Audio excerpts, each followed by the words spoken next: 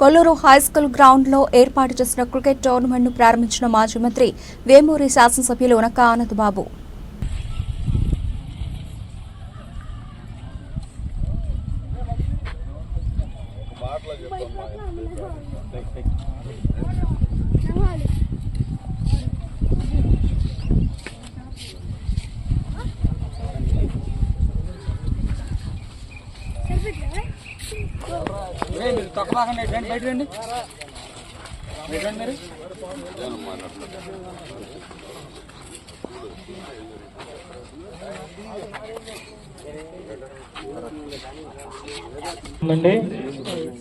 దీనికి ఆనందబాబు గారు అనౌన్స్మెంట్ చేశారు. రెండో బహుమతి మైనేని మురళీకృష్ణ గారు 30,000 అనౌన్స్మెంట్ చేశారు. మూడో బహుమతి 20.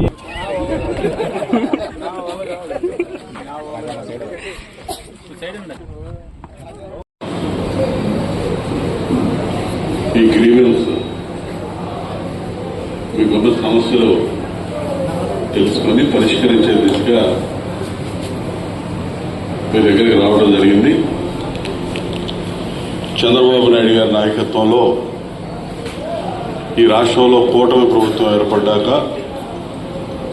ముఖ్యమంత్రి గారు, ఉప ముఖ్యమంత్రి గారు, నారా లోకేష్ గారు అందరూ కూడా